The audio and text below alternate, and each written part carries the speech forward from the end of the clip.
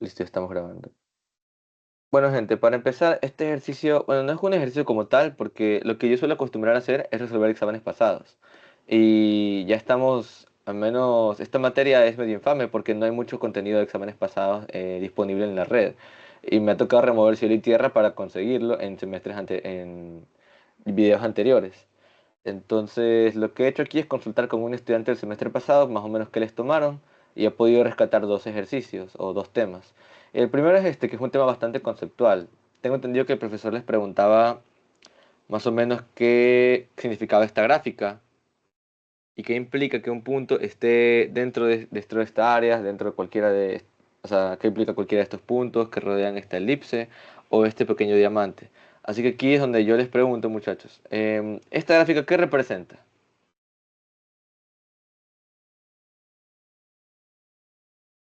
¿Qué representa? ¿Quién me puede decir qué representa esta gráfica? El teorema de energía y distorsión, o sea, los límites de falla. Ya listo. Y, por Esa es una tanto, respuesta. ¿Y qué más? y las líneas rectas representan la de cortante máximo. Ya perfecto. En efecto, las líneas rectas representan la Las teoría rectas de... que están dentro, ajá, dentro del óvalo, por así decirlo. Y la Ujú. última es la de, no sé, creo que axial máximo, o sea, una vaina así que es cuadrado, que no hay que ver. Ya, ok. Entonces, ¿cuántas teorías de falla estática tenemos? Porque estas son teorías de falla estática. ¿Cuántas hay?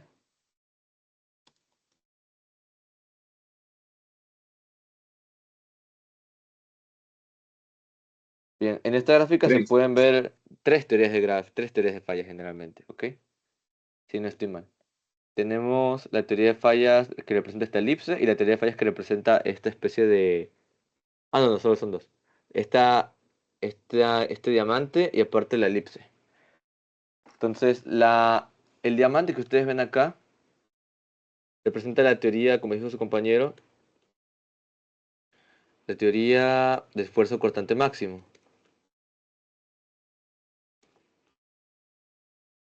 Y también se le conoce como la teoría de Tresca, vio la persona que le dio su nombre. Y la otra teoría se le conoce como la teoría de energía de distorsión o tiene otro nombre mucho más particular que todos ya deberían saberse para este punto.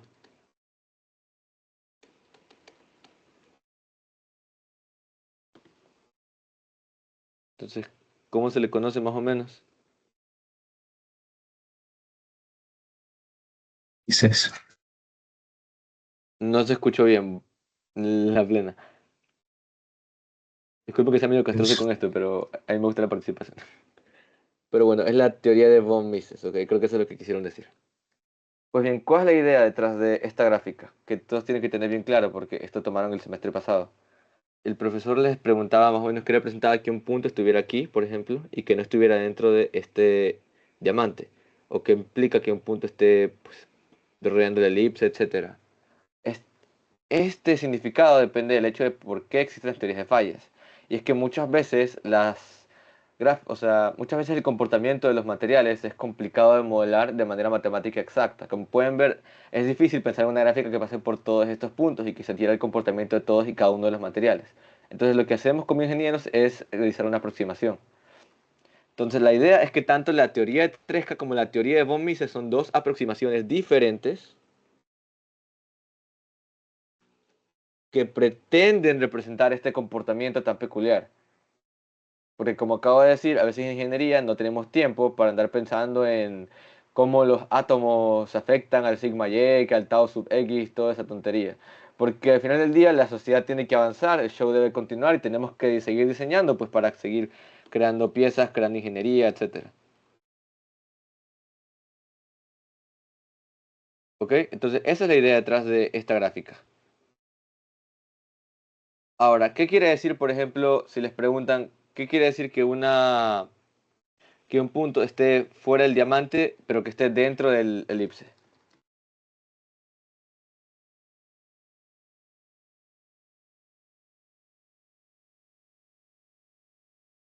O sea, que falla para la teoría del esfuerzo cortante máximo, pero no para la energía de distorsión, bueno, vos mismo. Ya, perfecto. Que es más En conservadora, efecto. el diamante. Esa es la palabra que estaba buscando, porque esa es la palabra que utilizamos en estos términos. Entonces se dice que una teoría es más conservadora si responde más o, ¿cómo le diría? O baja más el factor de seguridad en base a otra. ¿Por qué un factor de seguridad bajo es más conservador? Porque te da más castigo, te da más penalización por tus criterios de diseño. Y eso es lo que uno necesita. Entonces la palabra que vamos a utilizar aquí es lo que nuestros influencers políticos utilizan en el día a día, conservadora. Entonces, ¿cuál teoría es la más conservadora en base a esta gráfica?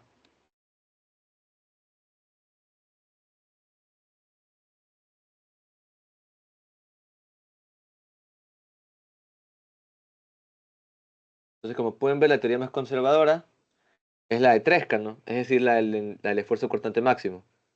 ¿Por qué? Porque como pueden ver, la gráfica de esfuerzo cortante máximo está contenida dentro de la elipse. ¿Eso qué quiere decir? Quiere decir que algún material, por ejemplo, cuyos esfuerzos estén contenidos dentro del diamante, fallará, mejor dicho, no fallará tanto por el esfuerzo cortante máximo o por la teoría de von Mises. Pero si está fuera del diamante, fallará por energía, no, por esfuerzo cortante máximo, pero no fallará por energía de distorsión. Esa es la idea detrás de las dos aproximaciones. Ahora, les voy a hacer otra pregunta. Primero que nada, bueno, voy a imaginar que esto está un poco claro. Perfecto, hay dos aproximaciones diferentes. ¿Y por qué hay dos aproximaciones diferentes? ¿Por qué existe una y no usar otra? ¿O por qué alguien usaría Bomises en vez de en vez de cortante máximo, 3K? ¿O por qué uno utilizaría, no, en vez de 3K, Bomises? Entonces, ¿quién me puede dar alguna explicación o algún motivo? Por el factor de seguridad, disminuye si usas 3K en vez de un mis. Ya, en efecto. Basta, andamos estudiados. Bueno, ¿cuál es la idea? Que como pueden ver, al ser 3K más conservador, entonces sabemos que cuando diseñamos algo usando 3K y ese algo no falla, no fallará por Mises. Entonces metemos un poquito más de daño, un poco más de castigo en ese valor con la idea de que esa penalización nos ayude a tener un valor más confiable. Entonces se tiene la creencia o se dice que usar una teoría más conservadora termina dando una aproximación más corregida a errores, a variabilidad de la pieza, etcétera, ¿no? Entonces esa es la idea detrás de por qué existen dos teorías. Y también falta la otra teoría, creo que es la de Coulomb-Moore, pero eso creo que es para materiales frágiles, no estoy seguro. No estoy seguro. Pero igual aquí en esta materia solamente nos quedamos con 3K y con von Mises. Y también con materias posteriores. Ya, entonces, ¿por qué alguien utilizaría von Mises en vez de 3K? Porque ese es un buen motivo para usar 3K en vez de von Mises, ¿no? Como me penaliza más. Entonces estoy segurísimo que al diseñar por 3K no fallará por von Mises. Mientras que si yo diseño una pieza por von Mises, me puede estar fallando por 3K. Entonces, a primera vista parece que 3K es la solución, ¿verdad? Entonces, ¿por qué usamos von Mises nosotros en esta materia más que nada? ¿Qué ventaja o qué característica tan peculiar tiene von Mises?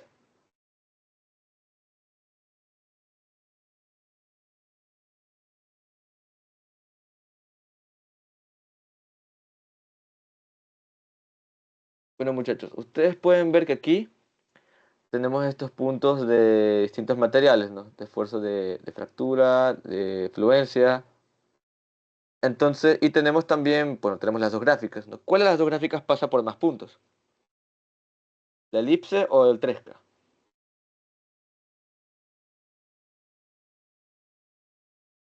Claro, esto es 3K.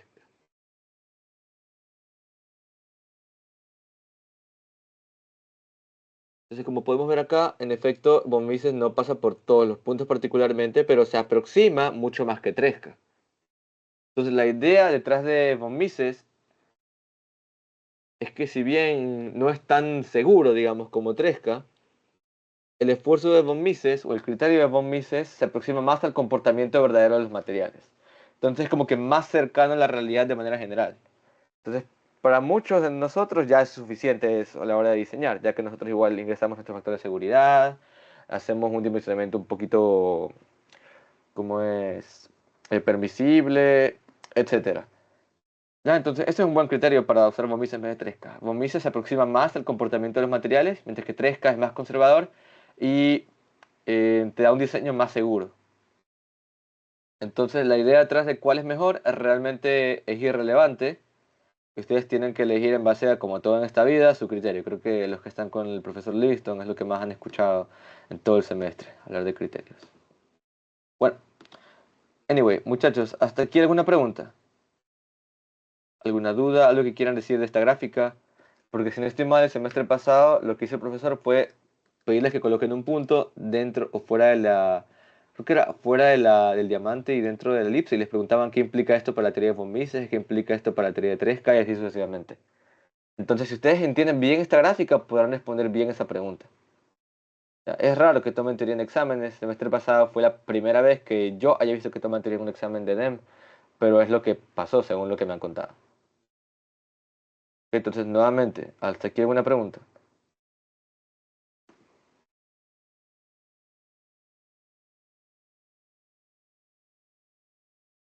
Listo, si no hay más preguntas, sigamos con el siguiente ejercicio. Y este es otro tema que antes de resolver quiero saber si lo han visto antes.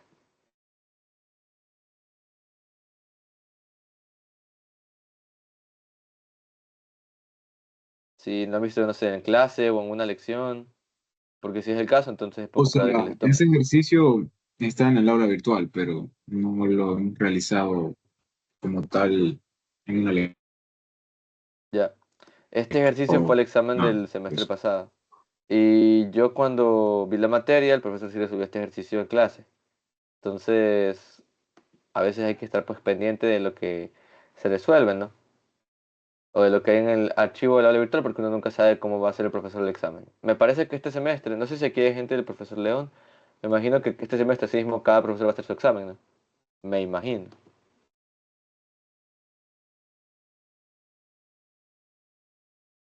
Yo la verdad no sé mucho cómo trabaje el profesor León, pero igual espero que esta mega les pueda servir. Ya yo vi con el profesor Livingston. Bueno, entonces hagamos este ejercicio. El letrero mostrado en la figura tiene una masa de 250 kilogramos y está sujeto a carga debido al viento, cuantificándose como 1.5 kilopascales. Asuma la carga está uniformemente distribuida sobre el área del letrero.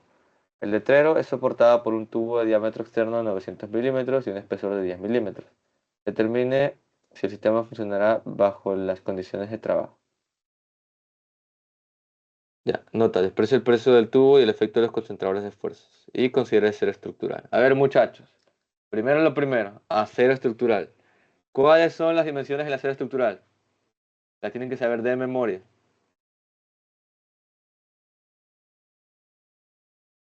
¿a qué cosa? ¿Cuánto es el sigma y del acero estructural? No sé, 250. Bien, 250 ¿qué? Peras, manzanas, Kips, no mentira, megapascal. megapascales, listo. ¿Y el equivalente al sistema imperial? No me acuerdo. Chuta, 36.000 PSI o 36 KSI. ¿Ok?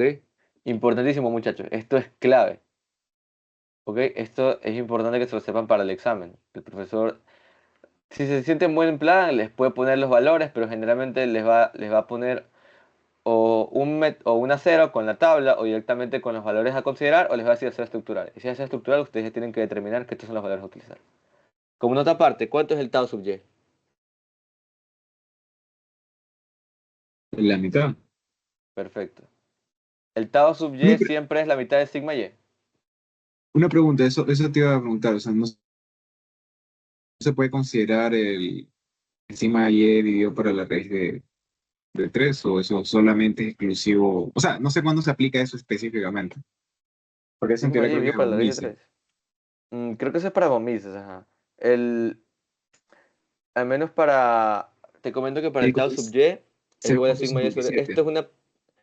esta es una aproximación que se utiliza generalmente cuando no te dan el valor de permisible para el esfuerzo cortante. Porque en muchos materiales dúctiles tú puedes aproximar el esfuerzo permisible cortante, o sea, el tau y, usando el sigma y dividido para 2. Esta es una aproximación que ustedes tienen que utilizar si es que no les dan el valor de tau sub y. Si les dan el valor de tau sub y, usen el valor de tau sub y. Eso es muy importante. ¿Ok?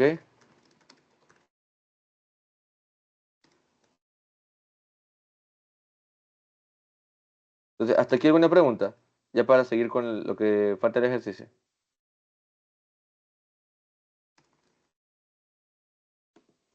Bueno, gente. Entonces, ¿qué tenemos por acá? Ya sabemos la sede estructural. ¿Cómo empezamos este análisis? Tenemos que empezar siempre por estática. Porque si no hacemos análisis estático, no podremos determinar las fuerzas que generan nuestros esfuerzos. Así que Vamos a empezar por aquí. Déjame dibujar esto rápido.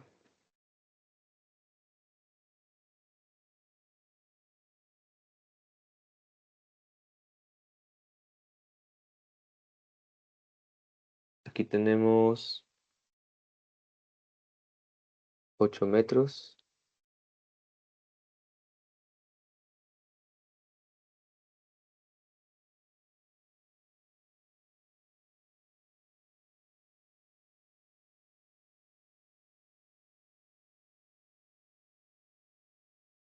Tenemos 7.5 metros.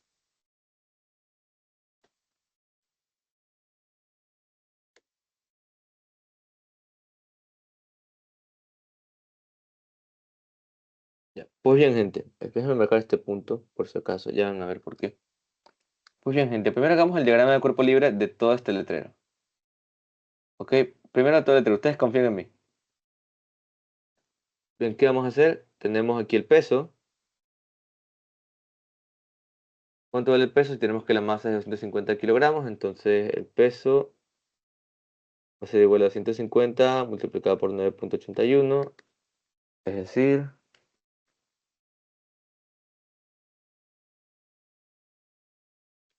2452 newtons. Listo. ¿Y qué más tenemos?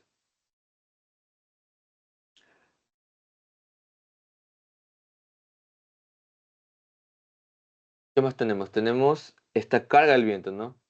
Miren cómo lo interesante es que se cuantifica como una carga en kilopascales. Quiere decir que es una carga aplicada bajo toda esta área distribuida. Listo. Entonces, como yo tengo una carga distribuida de manera uniforme, ¿yo cómo la puedo transformar a una fuerza? Si yo sé que una carga distribuida es dada por fuerza sobre área, podría ser un esfuerzo, por ejemplo. Entonces la fuerza va a ser el esfuerzo por el área. El esfuerzo aquí es de 1.5 kilopascales, así que yo pongo 1.5 por 10 a la 3. Y mi área va a estar dada por 8 por 3, es decir, 24 metros al cuadrado. Es decir, ¿cuánto?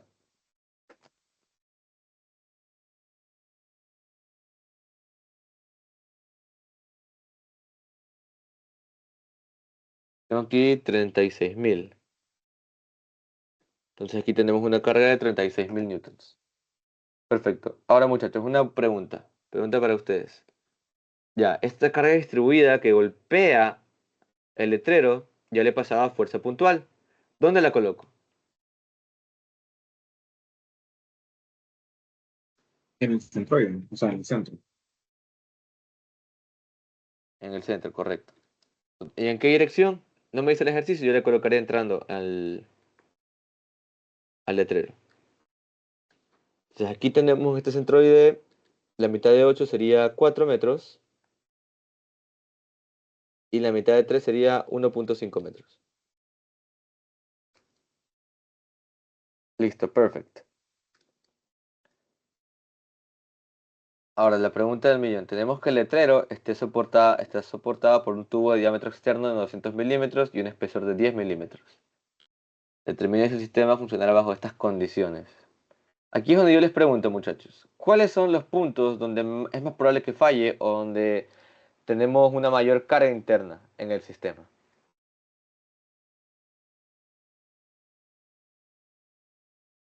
Pero piensen en todo el sistema, en todo el letrero, En la junto con el unión, tubo. En él, en la unión. en la unión, quiere decir en este punto. A ver, déjeme, quiere decir por acá.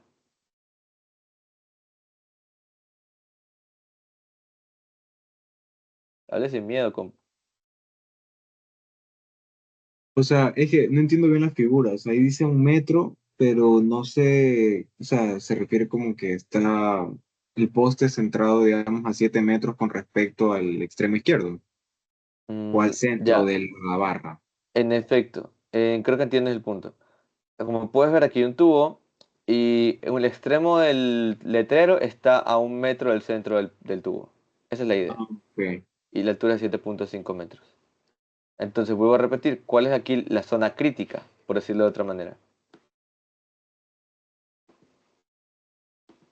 unión con el suelo. La La unión unión. con el suelo, perfecto. Este empotramiento. Aquí tenemos una viga empotrada. Bueno, en este caso un tubo empotrado. Y como pueden ver, el viento le va pegando a todo el letrero. Entonces el viento al sufrir esta carga hace que el tubo también se doble un poquito. Y justo en esta unión, en este punto más cercano, es donde ocurre el mayor esfuerzo interno, la mayor fuerza interna. Ya sea flexión, ya sea torsión, lo que tenga que ocurrir, pero ocurre acá. Entonces, ¿cómo nosotros podemos mover las fuerzas o cómo podemos de una visualizar las fuerzas internas en esta parte del suelo? ¿Qué herramienta usamos nosotros?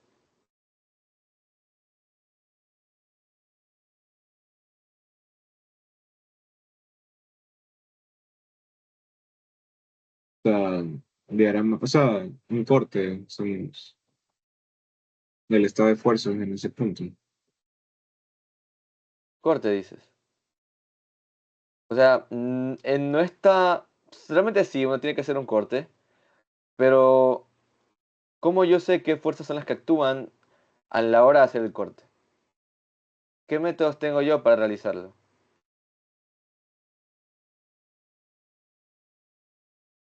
Hay dos métodos, uno fácil y uno difícil, y obviamente vamos a hacer el fácil. El primer método que podemos utilizar aquí es, déjenme dibujar todo el poste primero.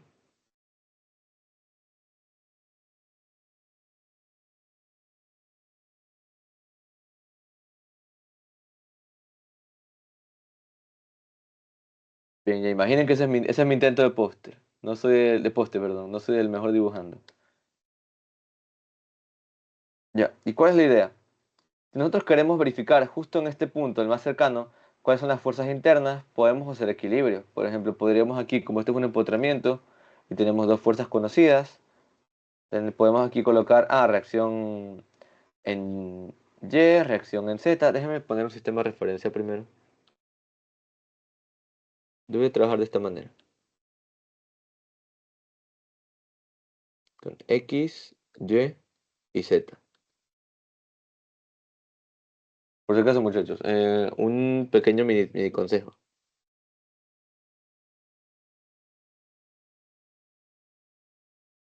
Asuman que ponen este sistema de referencia. Esto está mal. ¿Alguien me puede decir por qué?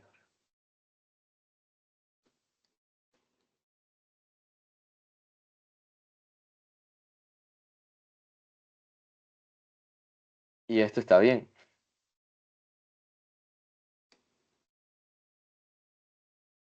Por el plan, ¿no? Regla de la mano derecha. La regla de la mano derecha, bien. No sé quién lo dijo, pero quiero que sepas, eres un crack. Es por la regla de la mano derecha. Entonces, pueden ver que si yo aplico aquí la regla de la mano derecha, X cruz Y me va a dar un vector hacia abajo, ¿no? Pero X cruz Y debería darme Z por regla de la mano derecha. No sé si ustedes se acuerdan de mecánica vectorial o los que están viendo mecánica de maquinarias, capaz. Tenemos que un vector unitario en Y cruz un vector unitario en J es igual a un vector unitario en K. Y así mismo, J cruz K es I, K cruz I es J y así sucesivamente. Entonces, el sistema de referencia debe respetar la regla de la mano derecha. Es un concepto que no muchos prestan atención. Entonces, a veces nos toca poner nosotros el sistema de referencia. Espero que no les toque. Y si les toca, ustedes siempre pongan un sistema que respete la convención de la regla de la mano derecha. ¿Ok? Listo. Dicho esto, seguimos aquí. Basándonos en este sistema de referencia, que está acá, podríamos elegir el primer método, el método complicado, poner reacción en X, en Y, en Z, y así mismo para fuerzas y también para momentos. Tendríamos 6 reacciones y podríamos resolver porque en equilibrio en 3D tenemos 6 ecuaciones, de acuerdo a lo que ya vimos en mecánica vectorial, porque todos somos expertos en mecánica vectorial, ¿verdad? Pero ese es el método difícil. El método fácil es encontrar el par equivalente de estas dos fuerzas en este punto. ¿Ok? No sé si ustedes han visto con el profe Livingston esto de mover las fuerzas. Trasladarla de este punto a este punto, trasladarla de este punto al que está acá y así sucesivamente. ¿Me confirman? Me imagino que sí, Sí, porque él al menos enseñaba en su momento. Sí, ¿verdad? sí, Ya, perfecto. ¿qué cosa? Entonces, esa es una manera de... ¿Mandé? Es que no escuché. Ya, dele. Que si ustedes han visto en clase de cómo pasar las fuerzas, de cómo es el profe de encontrar la distancia, trasladar la fuerza y dibujar el momento respectivo. y luego volver a trasladar la otra Ah, sí, fuerza a sí. dibujar el otro momento. ¿Sí o no? Eso se ve con el profe. Ya, perfecto. ¿Cuál es el detalle? Que hay una manera más fácil de hacerlo según yo. Ustedes pueden hacerlo como están acostumbrados, pueden hacer fuerza por fuerza, paso por paso. Yo lo que suelo hacer es el par equivalente de golpe, utilizando técnicas de mecánica vectorial en 3D.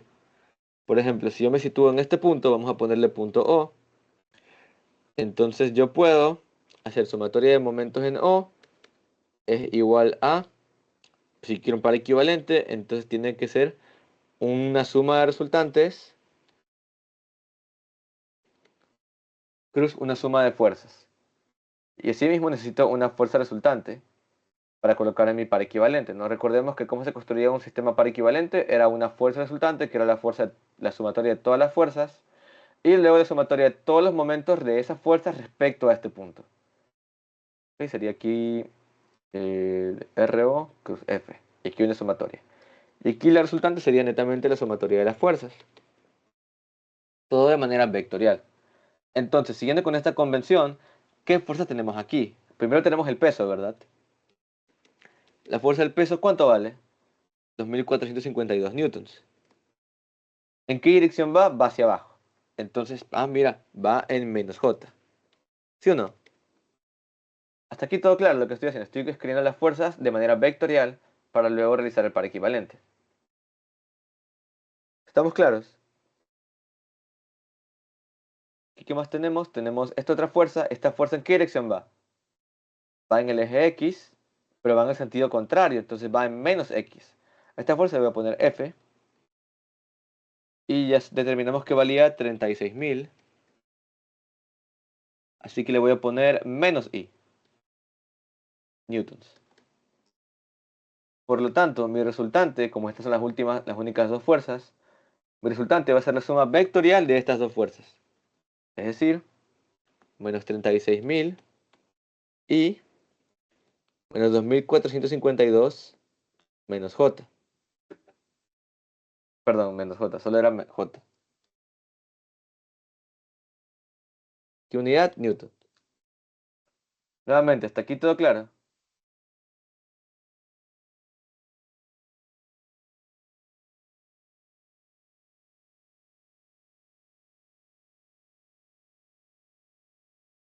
Bueno, entonces, ¿qué hacemos ahora que tenemos el resultante? Nos toca encontrar el par equivalente del momento, es decir, el momento equivalente. ¿Qué vamos a hacer? Vamos a sumar R cruz F más R cruz F.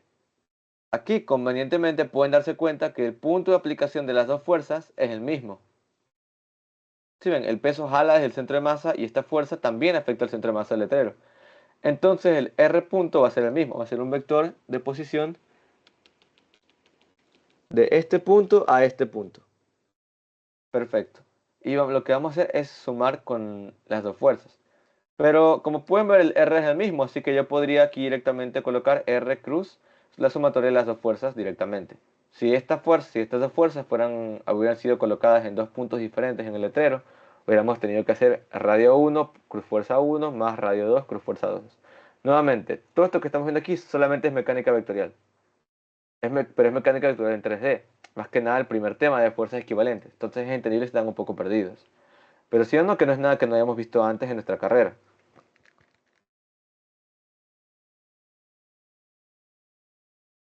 Igual si usted ya está acostumbrado a hacer el par equivalente parte por parte, hágalo sin problemas. El resultado tiene que ser exactamente el mismo. Ahora, aquí yo que tengo R de este punto a este punto, ¿no? R0. Entonces, este vector de posición, podemos ver que sube 7.5 metros hacia arriba, ¿no? Y también sube 1.5 metros porque tiene que llegar a este centroide. Entonces yo le voy a poner en el eje Y 7.5 más 1.5 J. No, porque va 7.5 metros hacia arriba y otros 1.5 metros para llegar a la mitad. Y también va en el eje Z.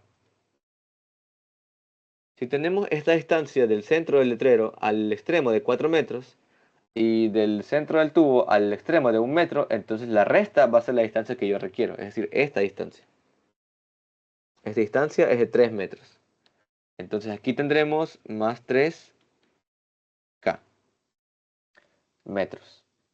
Ese va a ser mi R sub 0.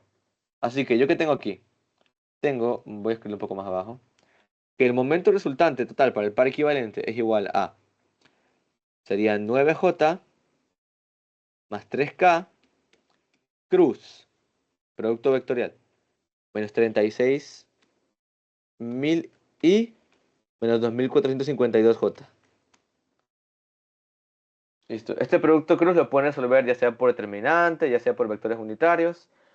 Entonces, para los que pasaron mecánica vectorial, ya sea con el ingeniero Terán, ya sea con el ingeniero Mendieta o con Gurel, entonces, ¿qué tenemos? Sabemos que si bien el método gráfico para multiplicar y resolver en dinámica es viable, el mejor es el de los vectores unitarios. Y como fun fact, es el método que también van a utilizar en mecánica de maquinarias, entonces es un método que yo les recomiendo utilizar. Entonces vamos a revisarlo brevemente y luego lo vamos a seguir utilizando aquí, ¿ok? ¿Cómo resuelvo este producto cruz? Propiedad distributiva. Yo tengo 9 por menos 36.000, cruz J, cruz I, más 9 por menos 2452, J cruz J, más 3 por menos 36.000, K cruz I, más 3 por menos 2452, K cruz J. Por si acaso, el sombrerito es importante porque el sombrerito aquí en las letras nos indica que este es un vector unitario. ¿Ok? Ahora, ya sabemos aquí cómo multiplicar estos dos valores, perfecto. Pero, ¿cómo se resuelven estos productos cruz? Nosotros tenemos esta convención. La mencioné brevemente antes, pero aquí le explico en más detalle. I cruz J es igual a K. J cruz K es igual a I. K cruz I es igual a J, como en el sentido del alfabeto, IJK. Es decir, un vector en X cruz un vector en Y es igual a un vector en Z. Un vector en Y cruz un vector en Z es igual a un vector en Y, y así sucesivamente. Profe, ¿y qué pasa si yo voy en el sentido opuesto? Si voy en el sentido opuesto, la convención se mantiene, pero con el signo menos. En el sentido opuesto se agrega un signo menos. Esto es muy importante porque no nos podemos perder de esto. Y profe, ¿qué pasa si hay un J cruz J, por ejemplo? Es decir, que el mismo sentido. Bueno, muchachos, ¿cuánto es el producto cruz de un vector respecto a otro vector que va en la misma dirección? Es cero porque no hay componente hay infinitas componentes perpendiculares a este. Entonces J cruz J es igual a cero, I cruz I es igual a cero, K cruz K es igual a cero. ¿Ok? Hasta aquí todo claro.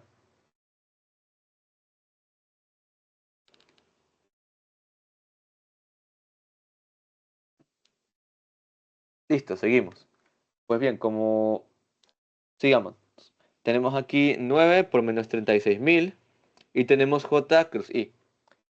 J cruz I es igual a K, pero no está en el sentido correcto, entonces es menos K. Y menos con menos se haría más, así que tenemos 9 por 36.000, que me da 324.000 cruz por K. Vuelvo a repetir brevemente. J cruz K es I cruz J es K. Así que J cruz I es menos K, porque va en el sentido contrario. Yo aquí tengo menos K y menos por menos hace más, así que tengo 9 por 36.000 por K. Listo. Aquí, ¿qué tenemos? J cruz J nos da 0 por la regla que ya les dije antes, así que no nos interesa. Aquí tenemos K cruz I. K cruz I es J, se respeta el menos, o sea, se respeta el signo, es J positivo, y por el menos tendríamos 36.000 por 3, que nos da menos 108.000 J. ¿Ok? Y por último, pero no menos importante, tenemos K cruz J es igual a menos I, porque va en el sentido opuesto a el de recorrido. Y menos por menos sería más, así que tendríamos 3 por 2, 4, 5, 2, 7, 3, 5, 6 y este es el momento.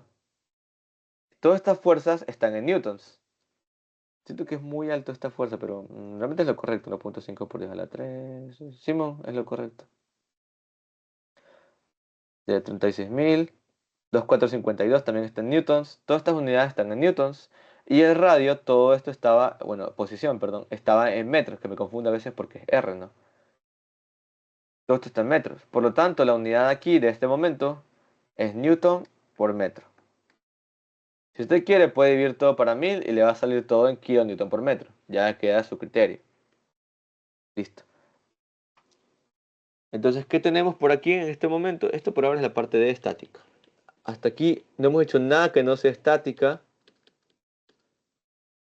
e identificar par equivalente. Esto es algo muy interesante. Este ejercicio lo pueden resolver usando estática e equilibrio, pero aquí lo estamos resolviendo por estática par equivalente o sistema fuerza par. Ok, ahora sí, ya que tenemos las fuerzas en el sistema, vamos a volver a hacer una gráfica. Estas fuerzas y momentos actúan en esta parte que está aquí, en la unión.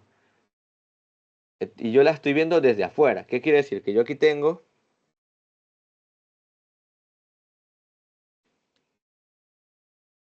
los puntos, los haré por referencia, por si acaso.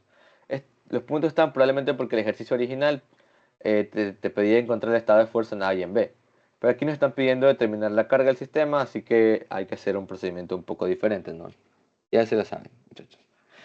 Pues bien, igual les pongo aquí por referencia. Vamos a poner aquí nuevamente el sistema de referencia que habíamos elegido de X, Y y Z. Y vamos a dibujar las fuerzas. ¿Cómo se dibuja el sistema fuerza par? Yo traslado mi resultante, es decir, mis dos fuerzas aquí. Es decir, que yo tengo esto y yo tengo esto. Esta fuerza de 36 kilonewtons y esta otra de 2452 newtons. Entonces hasta aquí creo que todo está bien. ¿Qué más dibujamos? Dibujamos los momentos. Pues bien, ¿qué momento tenemos? Esta es la parte pepa de este ejercicio porque tenemos tres momentos en las tres componentes. Este ejercicio no está fácil. Tenemos acá, tenemos un momento que va en I, otro que va en J y otro momento que va en K. Pregunta, muchachos. Vamos a empezar con el momento que va en J. Me salió negativo, así que le voy a dibujar hacia abajo. Y voy a respetar la convención del profesor, que es de dibujar el momento como con estas flechitas. Aunque también pueden dibujarlo de manera tradicional con la regla esta de la mano derecha, que me parece que sería de esta forma. Más o menos. Este momento, ¿cuánto valía? 106.000 newton por metro. ¿Ok? Y la pregunta del millón. ¿Este tipo de momento cuál es? ¿Es un momento Profesor, flector o torsor? Torsor, perfecto. La pregunta que estaba buscando. La respuesta, perdón, que estaba buscando. Listo, ¿qué más? Tenemos el momento de 7.356 newton por metro, va en I, entonces yo voy en I positivo y lo dibujo. ¿Cuánto vale? 7.356 newton por metro. ¿Este momento es flector o torsor? perdón. Flector, ¿no? ¿Por qué es flector? Porque es perpendicular al eje. En cambio, el momento torsor va en la dirección del eje. Entonces es un momento torsor. Y recuerden que esto es importante porque si hay torsión tendremos cierto esfuerzo y si hay flexión tendremos otro esfuerzo. ¿Ok? ¿Qué más? Tenemos aquí el momento de 324.000 newton metro. Este momento que sale, ven que está en K. K positivo va en la dirección de Z. ¿Es flector o torsor? Es flector. ¿Ok? Tenemos dos momentos flectores y tenemos un momento torsor. Aparte tenemos una fuerza axial en este eje y aparte una fuerza cortante. Como pueden ver, este ejercicio está bien XD. ¿Ok? Entonces hay que tener mucho cuidado. ¿Hasta aquí alguna pregunta?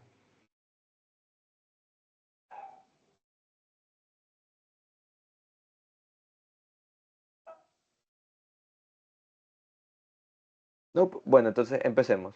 A ver, pelados, tenemos aquí más o menos cómo va a actuar las fuerzas en este pedazo infinitesimal del eje. Entonces, ¿cuál es la estrategia a utilizar para determinar los esfuerzos? O en pocas palabras, ¿qué hacemos cuando tenemos esfuerzos combinados?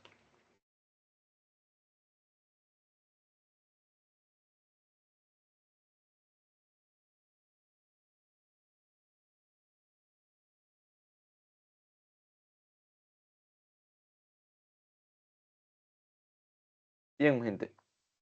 Lo que yo acostumbro hacer al menos es dibujar la pieza, ¿no? Entonces vamos a dibujar este pedacito de eje.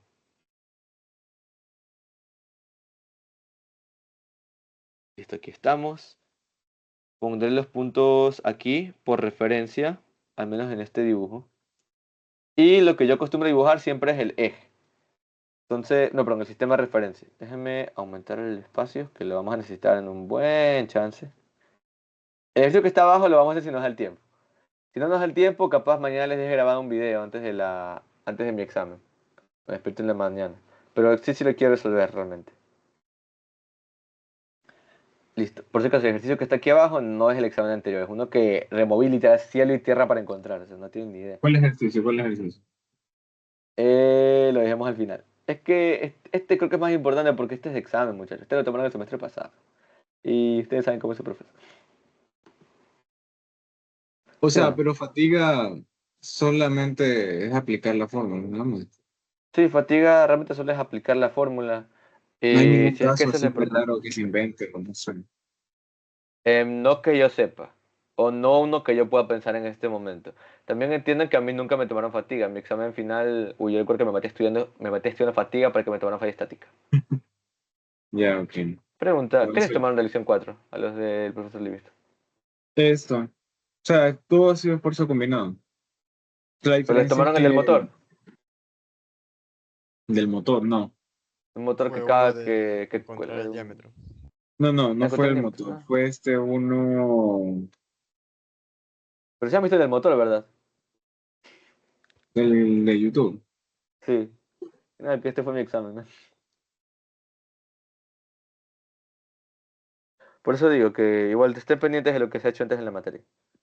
Ahí, si me lo pasas, o sea, chévere, si no, no hay problema. El ejercicio para ver si otro momento se resuelve. Bueno, basta de cháchara. Sigamos.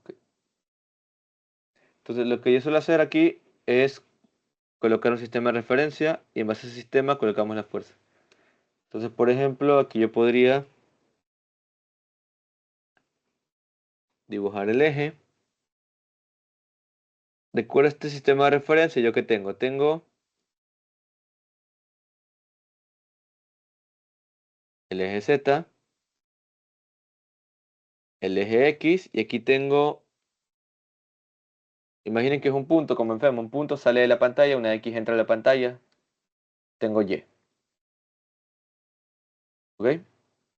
Entonces yo aquí, ¿qué tengo? ¿Qué fuerzas dispongo desde este plano? Yo puedo ver aquí el momento torsor, ¿verdad? Entonces podemos ver aquí, déjenme copio por si acaso.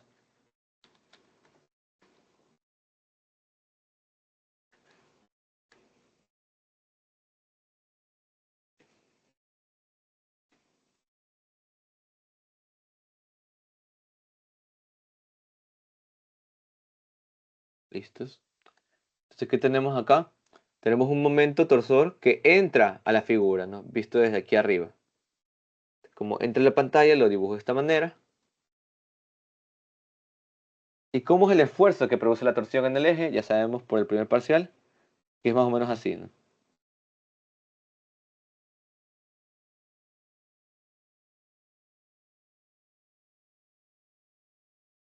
Chale, no se dibujó bien.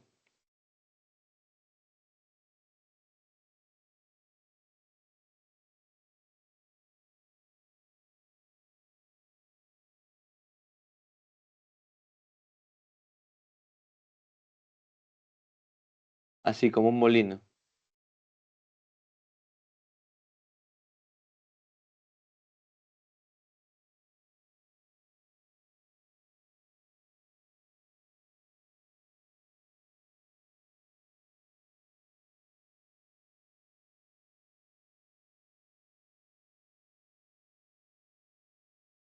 Listo. Entonces, esta es la distribución del esfuerzo de torsión. Recordemos que la torsión es un esfuerzo cortante, ¿ok? Entonces aquí tenemos tau de torsión. ¿Cómo se realiza o cómo se obtiene el esfuerzo tau de torsión? Solamente pongamos la fórmula T por R sobre J, ¿ok? Hasta ahí vamos con el momento torsor. ¿Qué otra fuerza tenemos? Vamos a dibujar ahorita. ¿Qué tal si nos vamos por esta referencia? Tenemos aquí hacia abajo X y tenemos aquí, saliendo de la pantalla, Y, ¿ok? Y tenemos aquí, de acuerdo a la mano derecha, si ven cómo la geometría se intenta respetar siempre. Tengo aquí yo X y tengo yo saliendo de la pantalla Y. Entonces, si yo roto el sistema de esta manera, yo tendría aquí saliendo de la pantalla Z, ¿no? ¿Sí me va a entender? Si no, si no, avísenme y lo vuelvo a explicar.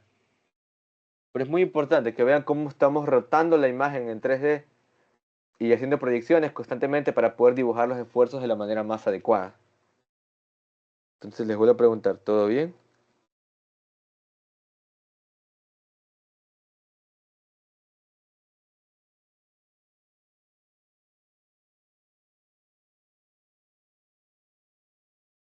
¿Ok? Voy a asumir que sí. Entonces en la dirección en Y que tenemos, tenemos también, además del torsor, la fuerza axial hacia adentro, ¿no?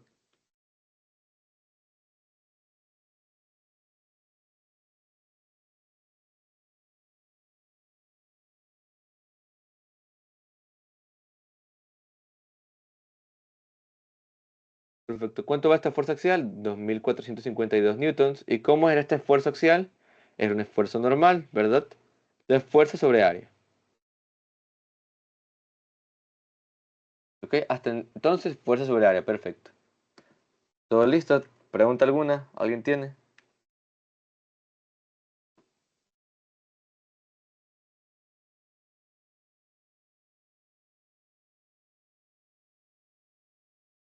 Ok.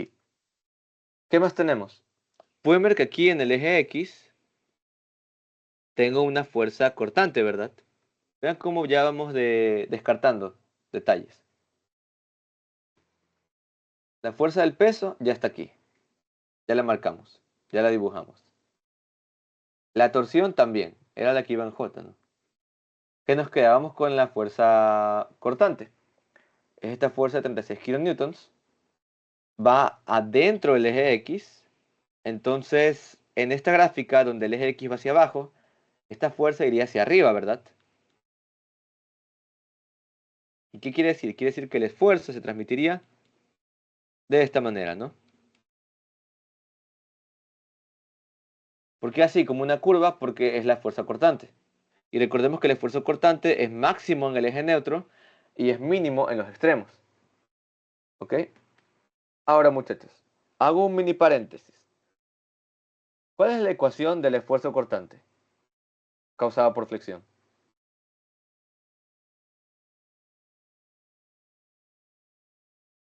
O sea, Por Q U sobre... por V sobre V por I. B por Q sobre B por I. Perfecto. Y vamos a calcular aquí B por Q sobre B por I.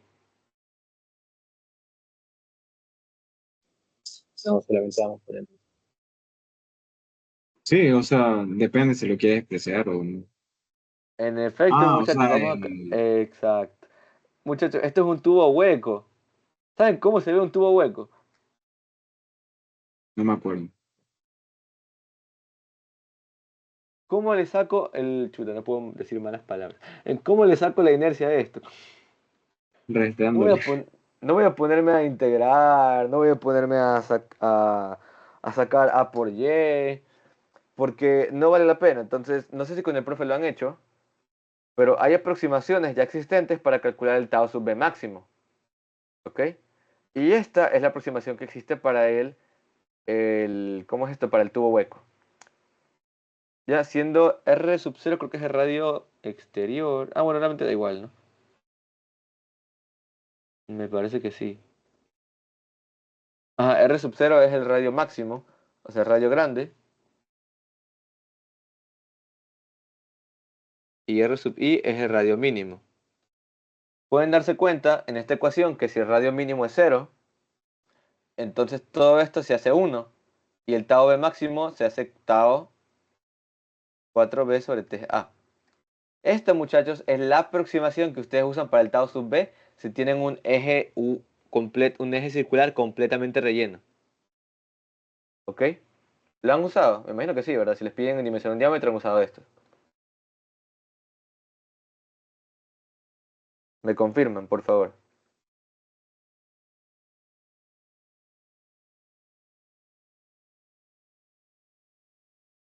O sea, sí, en teoría lo debimos haber usado. No me digan que se pusieron a sacarle el Q a esto. O Sí, yo sea, fui eso. yo ¿Por puse la qué? demostración de por qué sale eso. ¿Por qué son Quise así? demostrarlo, pero no. No me No salió. sé, por si acaso. No, muchachos, ustedes pídenle al profe. El profe no va a... Su profesor no les va a poner a integrar todo esto o a sacar el Q. Ya hay aproximaciones que existen, entonces utilícenlas. Esta sí se tiene que aprender. Tau sub b es igual a 4b sobre 3a para un tubo hueco. Para un tubo relleno se le agrega este término bastante engorroso. ¿Ok? Esto anótenlo bien, apréndenselo para mañana, estén listos. Igual si le preguntan al profe, si está de buen humor, él se los va a dar, así que háganlo reír. Pero bueno, entonces, ¿cuál es la aproximación que vamos a utilizar para el tau sub b? Esta. ¿Ok? Vamos a meterlo directamente en la fórmula. No vamos a calcular Q, ni B, ni I, nada. Haremos algo que no vamos a reinventar la rueda, sino que vamos a utilizarla. Listo. Ya tendríamos entonces más o menos cómo es la estructura y la dirección, sobre todo, que es lo más importante, del esfuerzo perdón, sí, el esfuerzo cortante de flexión. ¿Qué más? Tenemos dos momentos flectores. Un momento flector lo puedo dibujar de esta manera, sí, porque pueden darse cuenta que tenemos este momento flector de 324 kN yendo hacia el eje Z. ¿Qué quiere decir? Que yo lo tendría desde esta manera más o menos, ¿no? ¿Sí me voy a entender? Sí. Sí. Déjenme, muevo esto aquí. Pero estoy demasiado rápido, pero este ejercicio sí está pepa. Entonces, nuevamente, tenemos un momento positivo, ¿verdad? ¿Y cuál es la convención? Momento positivo, carita feliz. Momento negativo, carita triste. Con el momento es positivo, ¿qué quiere decir?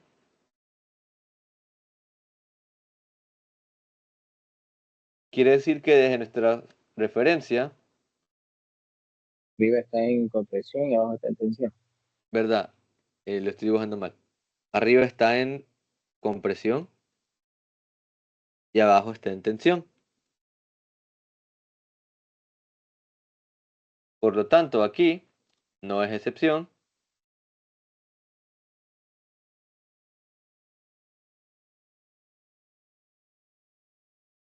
Aquí arriba, ¿qué vamos a tener? Compresión, ¿verdad? Entonces vamos hacia la izquierda. Y aquí tendremos tensión, así que vamos hacia la derecha. Perfecto. ¿Cuánto era esta ecuación? Esta sí es mucho más sencilla de sacar. No, creo que no. M por Y sobre I. Ah, no, sí. M por Y sobre I. Y también ya tengo aquí, déjenme la tiene preparada, por si acaso. Y aquí ya le pedí a la IA que me las dé. Las fórmulas de I, del espesor de pared, por si acaso, y del Q. Ok. Igual ahí si quieren tienen la fórmula de Q, pero yo utilizaría la aproximación que ya existe y que nos beneficie. Entonces, solo para confirmar, para Y, ¿cuál sería? Sería pues el radio, ¿no? El radio máximo. Para I sería esta ecuación que está acá, que trabaja en momentos en términos de diámetro. Y para el M es el valor del momento. Listo. Ya nos deshicimos del momento en K. ¿Cuál falta? El otro momento flector. ¿Sí o no? Entonces, ¿yo cómo lo voy a dibujar? Podría dibujarlo de esta manera, que lo podría, pero mejor hago otra rotación. Déjame copiar y pegar.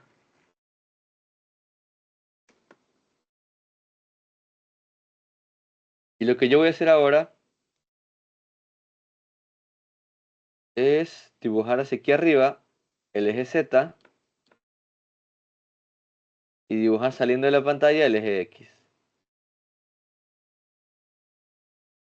Saliendo del eje tengo Y, saliendo del tubo. Como pueden ver, también estoy respetando la convención de la mano derecha. Z cruz X me daría Y. Entonces, todo bien. Y X cruz Y me daría Z. ¿Ok?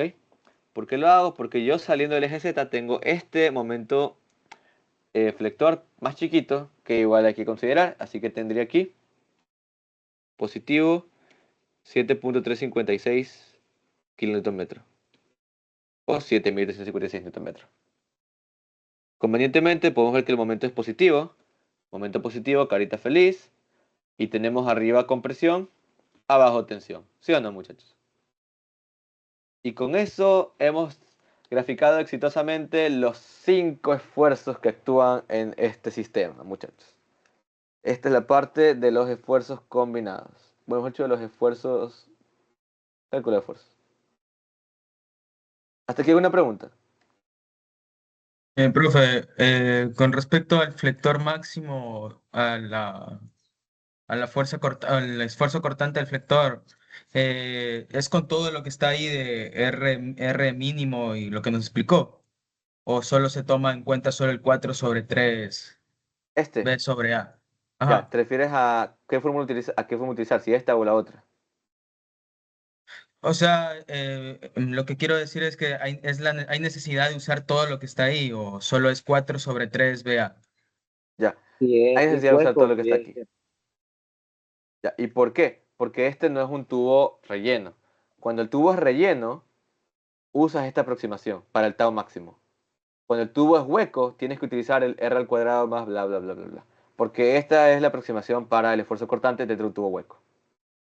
¿Ok? Ya, Igual, gracias. ya listo. Igual yo creería, en serio, inténtenlo, no pierdan nada intentándolo. Si ven que les toca hacer un cortante en un tubo hueco, pídenles al profe esta aproximación si se les olvida. Porque también es complicado recordarla, a mí también se me olvidó. Entonces, y yo creo que sí se las va a dar. Ahí háganlo reír un rato. Creo que nadie cayó mal al profe, sí. Chus.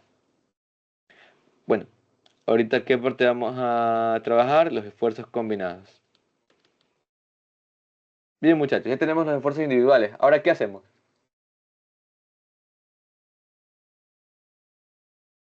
La tablita. La Guayaba, mejor dicho. tablita, exacto. Yo voy a tener punto A, punto B, punto C, o dejar si puedo respetar esta convención mejor. ZX, sí, mejor hagamos eso. Solo porque me da la gana. Solo por los loles. Tenemos aquí punto A, punto B, punto C y punto D. Entonces yo lo que suelo hacer aquí en OneNote es insertar una tabla.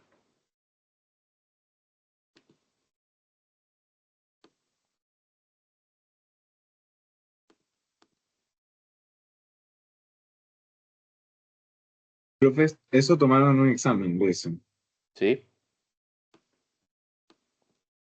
Eso me dijo un estudiante del semestre pasado, que ahora es ayudante de FSNM.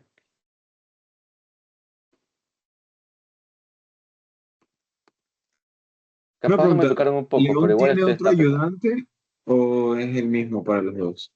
León tiene otro ayudante. ¿Y a ese lo conocemos o no nos topa? No sé, pregúntenle a Ariel, muchachos.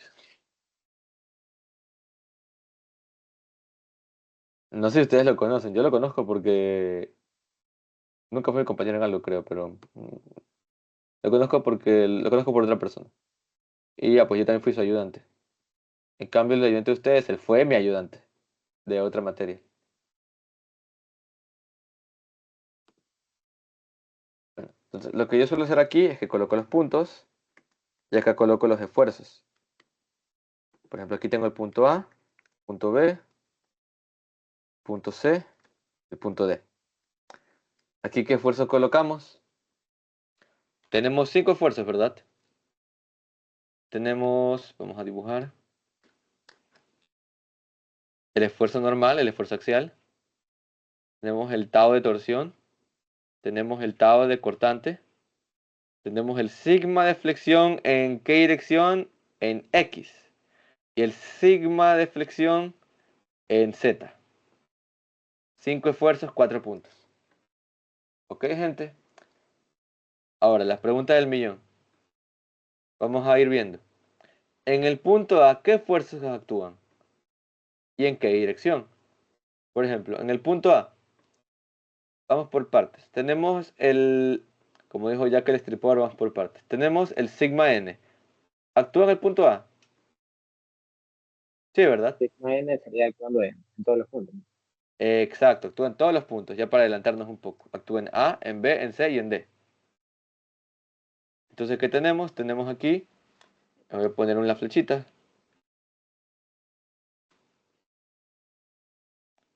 ¿Y en qué dirección actúa? En menos Y, ¿no? Entonces yo le pongo aquí, menos Y. Menos Y, menos Y, menos Y. ¿Sí o no? ¿Qué tal el tau de torsión? ¿Actúa en todos los puntos? No, solamente en los que están en el Sí, radio. O sea, actúa en en todos los nuestro caso puntos. sí, porque no tenemos el centro. Ah, bueno, sí, sí, sí. Sí, sí, sí. Sí, sí, en ese No caso. tenemos el En todos centro. los El centro no les va a puntos. salir, ya lo dije, muchachos. El centro, si pueden ponerlo si quieren, pero no creo que les va a salir como un punto crítico. Pues bien, el... tendríamos en todos los puntos, sí, pero la dirección cambia, ¿verdad? Entonces, en A, ¿en qué dirección tendríamos?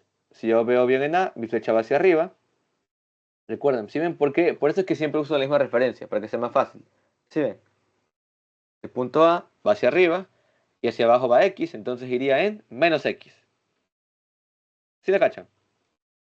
El punto B, el esfuerzo iría hacia la izquierda, y hacia la izquierda va Z, así que iría en más Z. En C, iría en menos Z. No, perdón, en C, el C está, el esfuerzo está yendo hacia abajo, y hacia abajo tiene la X, entonces tenemos más X. Y en D, por descarte, iría en menos Z. Listo, ¿hasta aquí todo claro? Uy, ¿será que sí Sí. alcanzamos a hacer este? Es que está Pepa. A las 10 me tengo que desocupar. Aunque capaz le puedo pedir a mi contacto una prórroga hasta las 10:30 para así tener todo listo. Porque no quiero terminarlo yo antes de temprano. ¿Qué más tenemos? Tau sub B. El tau sub B, ¿en qué dirección actúa? En X negativo, ¿verdad? ¿Y dónde está presente? Vean la referencia. Esta referencia es la misma para los tres.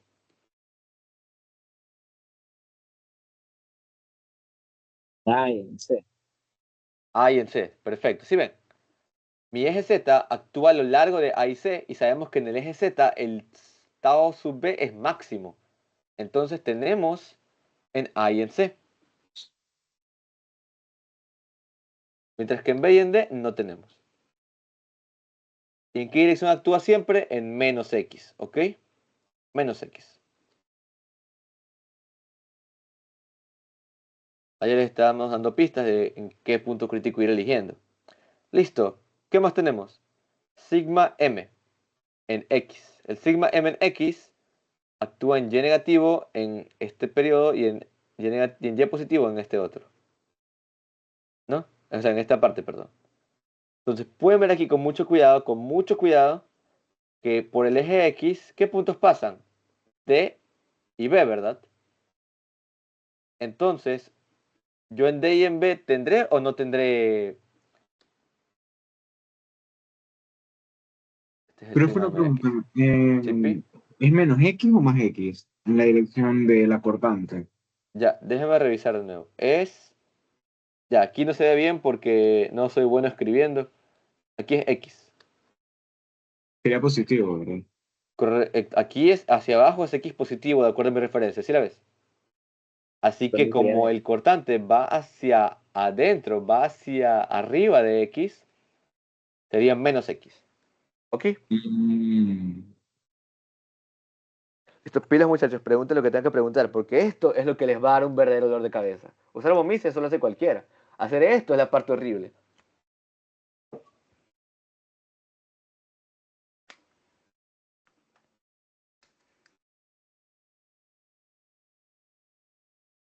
Ok, pues bien, sigamos. Aquí en el sigma m que teníamos, como estaba diciendo, el eje X pasa por B y por D. Y podemos ver que B y D, o sea, el eje X está en el eje neutro. Así que no tenemos momento flector en X en esos puntos. En B y en D.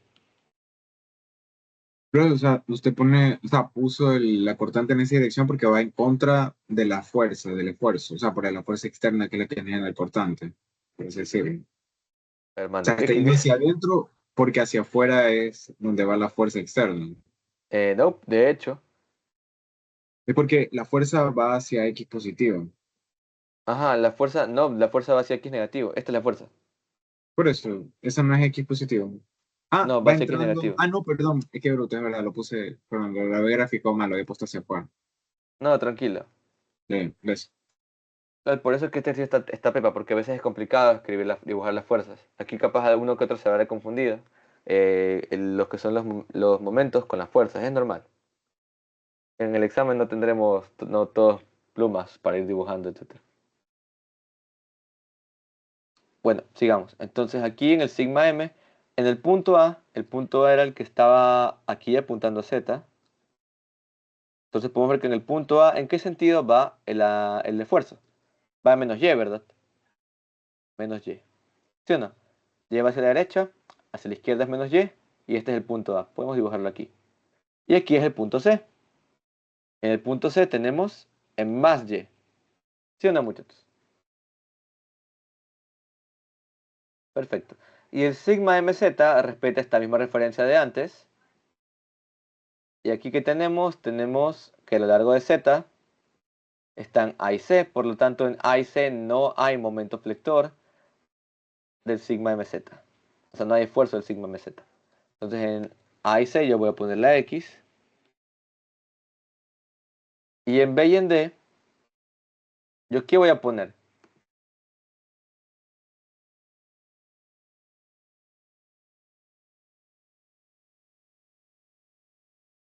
Voy a poner sigma mz.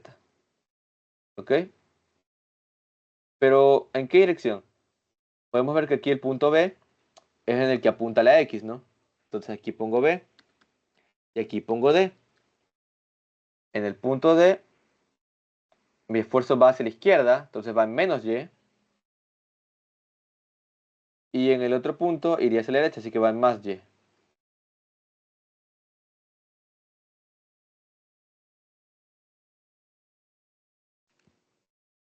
Listo. ¿Qué seguimos ahora? Generalmente, muchachos, nosotros a la hora de dimensionar, esta es una estrategia que les cuento. Cuando uno dimensiona, uno tiene que intuir dónde es el punto donde hay más, eh, donde hay más esfuerzo, donde hay más carga.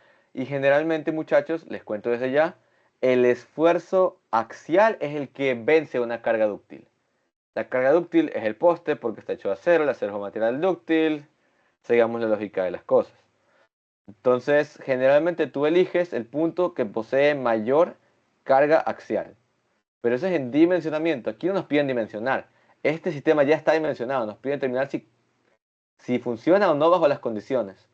Por lo tanto, si bien ustedes también podrían intuir, lo realmente correcto es calcular todos y cada uno de estos esfuerzos y luego determinar cuál es el punto de mayor esfuerzo, ¿ok? Por aquí ya podemos calcular de una. Si no tuviéramos la dimensión, no podemos calcular, tendríamos que tener todo expresado y no podríamos resolver de manera exacta. ¿Sí me van a entender, muchachos? Así que vamos de una. Primero lo primero, área. El área es pi a la cuarta por diámetro al cuadrado grande menos diámetro chiquito grande. Entonces tenemos que el diámetro externo es de 900 milímetros y el espesor es de 10 milímetros. Así que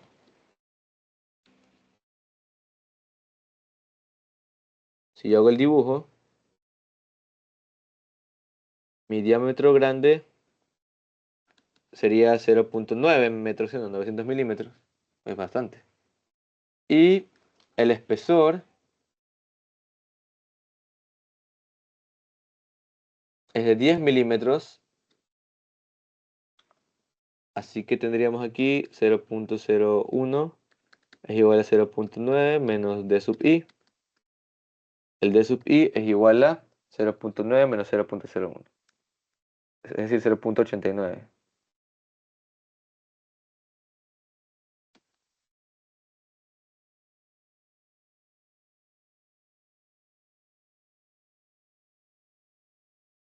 Y por si acaso, para ya ir sacando una buena vez, R sub 0 sería 0.45. R sub i sería 0.445.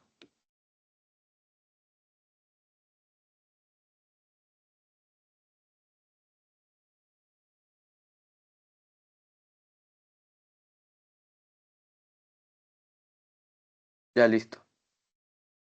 Por lo tanto, el área es igual a pi a la cuarta por 0.9 al cuadrado menos 0.89 al cuadrado. Es decir,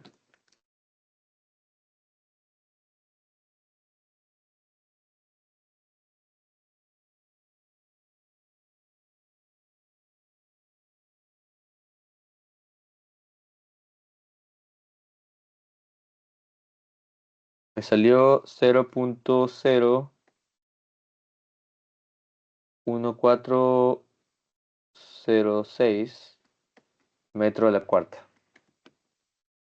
Con esta área ya puedo calcular el sigma n. La fuerza del sigma n era 2452. Entonces tengo aquí 2452 dividido para todo este valor.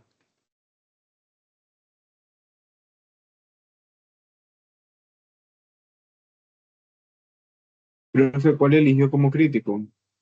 ¿Mm? ¿Cuál punto eligió como crítico? No lo he determinado todavía. Ah, no la terminó también. No, lo que quiero hacer es primero calcular todo y luego determinar el punto crítico. Aquí me sale 174.412 kilopascales. Pero igual, o sea, de lo que yo asumiría que el punto más crítico va a ser el D. ¿Por qué, muchachos?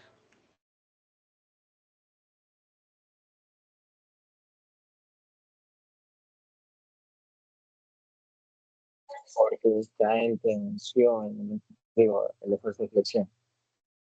No realmente, pero tiene que ver con eso, por el esfuerzo de flexión. ¿Pero por qué? Les cuento. El... Sí, sí, mejor hagamos eso de una buena vez. Elegamos el D1 en el punto D. Creo que tenemos buen criterio para usarlo para dimensionar. Porque verán, el punto D no tiene el sigma mx. Y ya vimos que generalmente el sigma m es el que más probabilidades tiene de vencer. Pero el sigma mx no está presente aquí. Pero sí está el sigma mz. El sigma mx tiene 7.356 kN. Ese es el momento flector. Pero el sigma mz tiene 324.000 Nm. Es mucho más grande, desde lejos. Entonces, sí o no, que tiene más peso el sigma mz al sigma mx. ¿Sí me van a entender? Ya, y profe, ¿por qué entonces elegiría el punto D y no el punto B? Porque en el punto B tenemos sigma mz en una dirección y sigma n en la dirección opuesta. Se restan. Aquí se suman, por lo que la carga es mayor. ¿Sí la ven?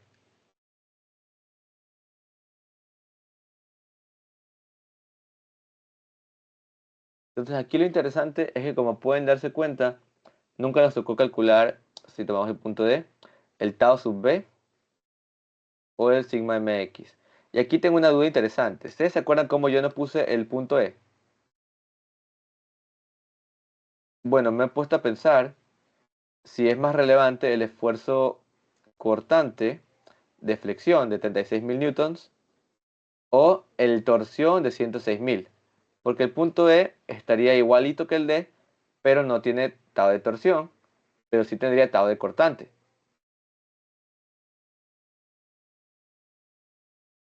Aunque no sé, no sabría decir si realmente el tau de cortante va a ser súper importante aquí más que el tau de torsión. Ahí habría que hacer la comparación. No creo que nos vaya a dar el tiempo. No sé si me hago entender cuál es el flujo el dilema que estoy teniendo aquí ahorita.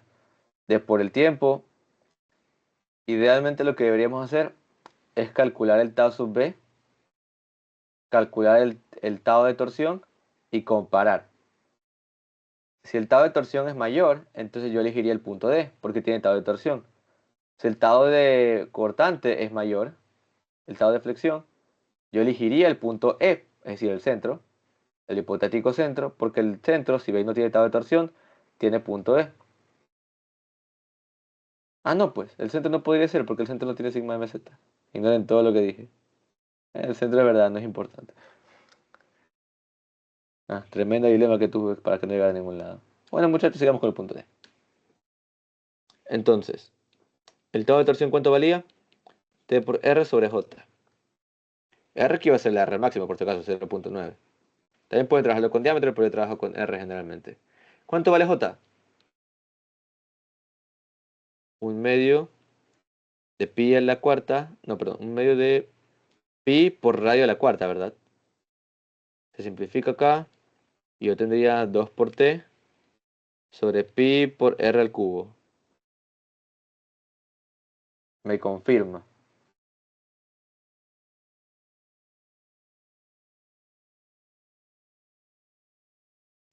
Yo tendría por lo tanto acá 2. ¿Cuánto es la torsión? Es 109, ¿verdad? 109.000. No, perdón, 106.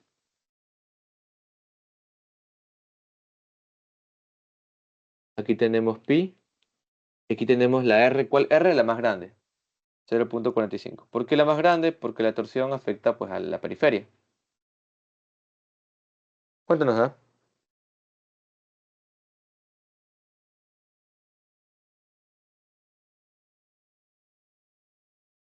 Nos da, bueno, menos a mí me da 740, 539.872. ¿Cómo me voy a redondear a 740, 1540 pascales? O en otras palabras, 740.54 kilopascales. Perfecto.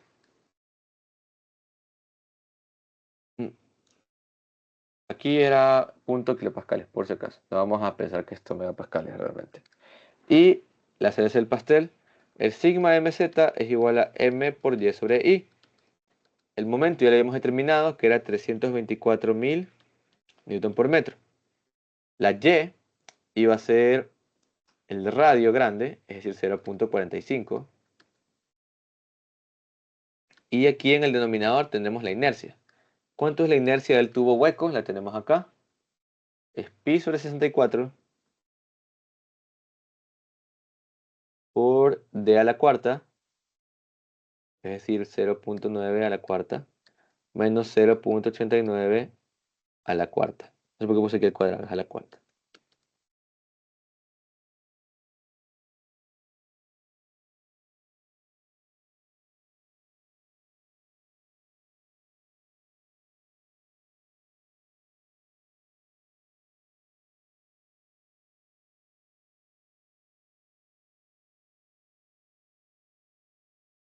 Me salió un número horrendo.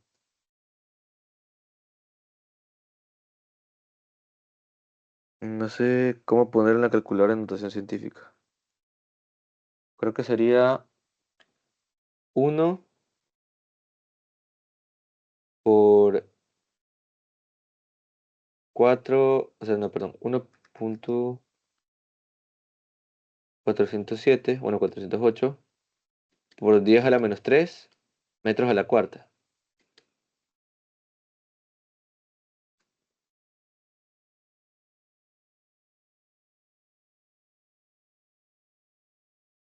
Ujú.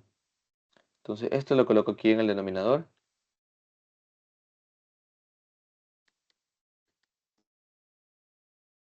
Y ahora sí colocamos.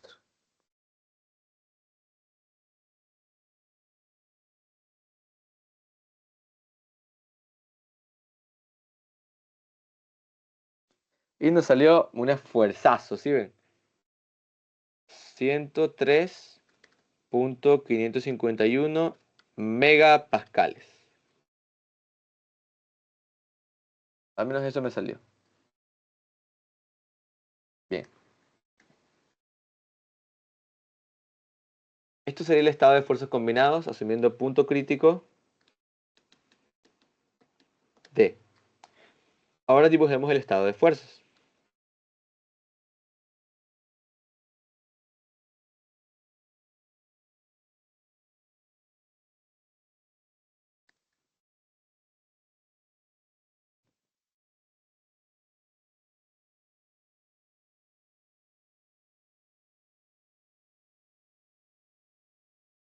¿Qué más?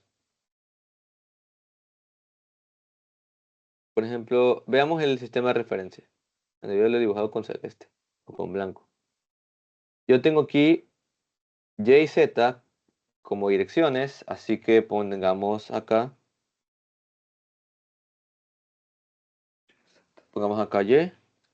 Y aquí pongamos Z. Bueno, hubiera sido con celeste mejor. Sí, mejor, para no confundir más.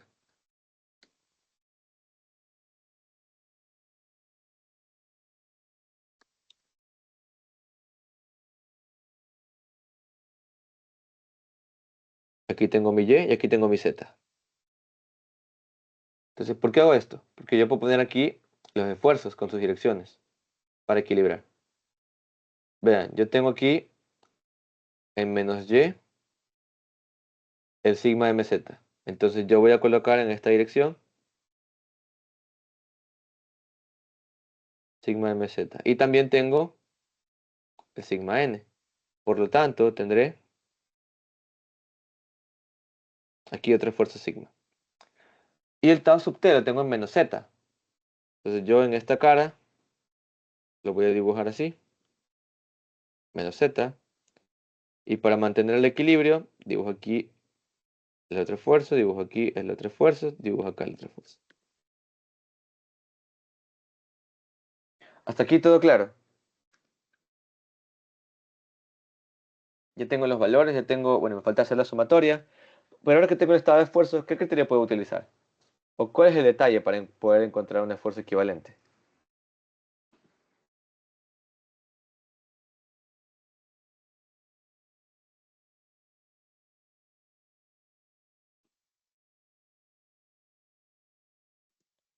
Bueno, gente, entonces yo tengo dos alternativas. O utilizo círculo de Moore o utilizo teoría de fallas. Podemos utilizar teoría de fallas. ¿Por qué, muchachos? Porque es lo que se utiliza en la industria, se aproximan los materiales y el esfuerzo de von Mises para un estado de esfuerzos en 2D es esta ecuación. En esta ecuación tenemos un esfuerzo axial en un eje, podría ser bien Y y Z. Entonces lo que vamos a tener aquí, para ir Pero una cerrando, pregunta, la ¿sí? cortante que ubicamos aquí es la cortante que está en la tabla del punto D. En efecto, O sea, sería la de torsor. exactamente. Ok. Sigma MZ más sigma N. Siempre se coloca así independientemente de cómo se vea el punto. O sea, es como que representa una cortante, así sea de torsor o generada por el momento. O no necesariamente. Sí, O siempre se sea, representa de ese, esta manera. Tienes razón, siempre se representa de esa manera. Siempre es como que bordeando. No sé si claro, me hago pero ahí entender. está puesto en el ZY, por así Ujú. decirlo. Igual si yo le pusiera en el ZX es un poco irrelevante.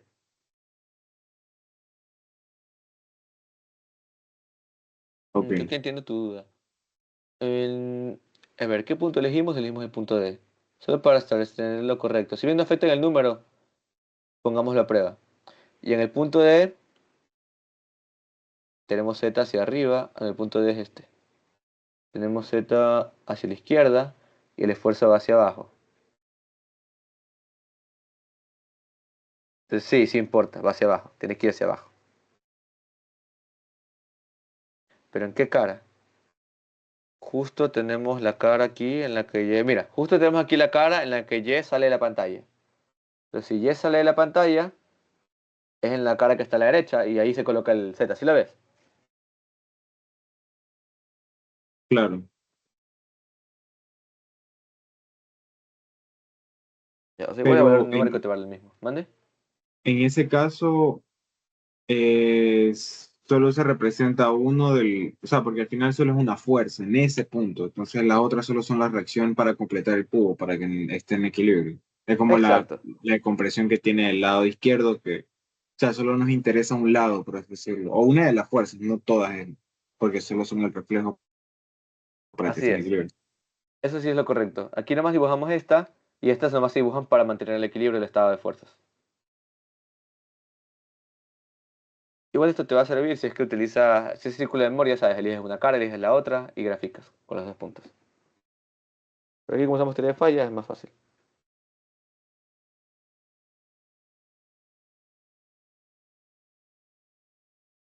Buena gente.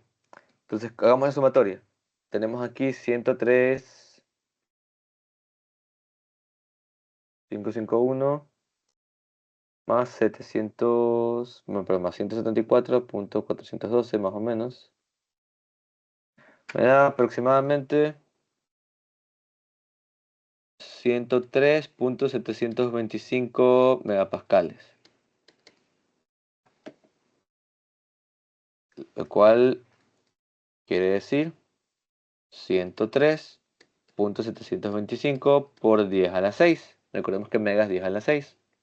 Menos 0 porque sigma y es 0. No tenemos un esfuerzo aquí. Si tuviéramos un esfuerzo axial acá en este estado, hubiéramos que colocarlo acá. 0 y 0. Más 3 por el tau al cuadrado. ¿Cuánto es el tau al cuadrado? Ah, cierto, aquí es el cuadrado este. Más 3 por el tau al cuadrado. ¿Cuánto era el tau? 740.54 por 10 a la 3. Todo elevado al cuadrado. Listo. ¿Cuánto es igual a esto?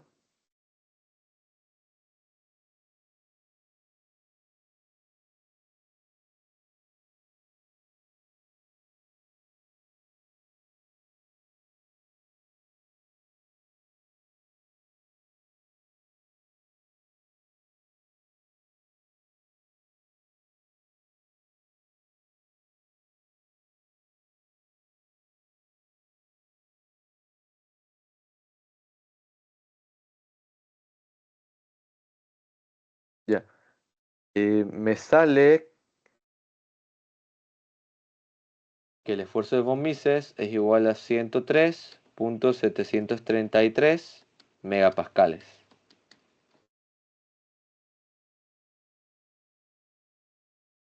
Ok, y como pueden ver, no hubo tanta variabilidad debido a que este esfuerzo axial se jaló casi que todo el factor de vencimiento, digamos. Y como ya saben, al detener el esfuerzo de von Mises, el cálculo de factor de seguridad es muy sencillo. Al manejar sistema internacional tenemos aquí 250 megapascales dividido para 103.333 megapascales. El factor de seguridad nos da 2.441. Bien, muchachos. ¿Qué me dicen? ¿Falla o no falla?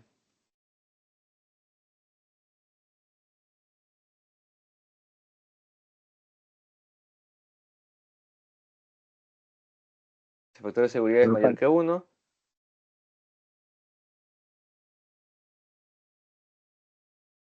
Es mayor que 1. De hecho, es mayor que 2 también.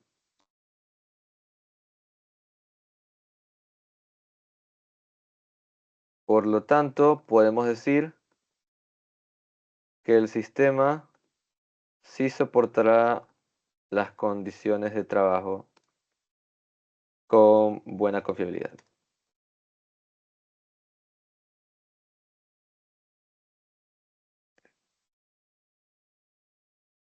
No sé ustedes, a mí 2.4 me parece un buen factor de seguridad. Hay gente que diría, no, pues hay que subirlo un poco más. Capaz subirlo a 3 o a 4 sería un poco mejor, considerando que esto es para un letrero y si se vence podría afectar vidas humanas. Eso es lo que pueden agregar en su análisis. Entonces en análisis es bueno que indiquen si el factor de seguridad podría bajar un poco, si debería subir más, ya depende de su criterio. Pero con que comenten que el factor de seguridad es bueno o que es bastante decente, es suficiente para el profesor, para una conclusión. Y bueno, gente, este ha sido todo el ejercicio horrible que acabamos de resolver. Díganme por favor si tienen alguna pregunta. Y esto sería el fin de la ayudantía de hoy.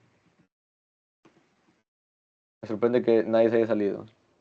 Profe, explique eso otra vez, por favor. Uy, recién leo chat, es que no leo chat. Lo siento, muchachos.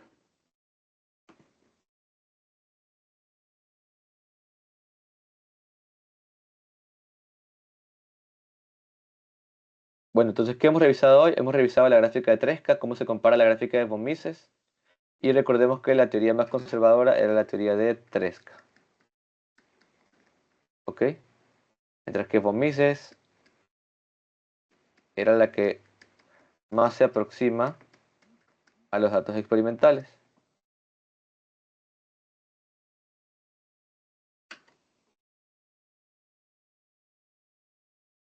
¿Y qué más vimos aquí? Vimos este ejercicio de estática, donde teníamos una carga distribuida, la pasamos a carga puntual, obteníamos la zona crítica y nos tocaba calcular todos estos esfuerzos para luego determinar el estado y finalmente usar el criterio de von Mises.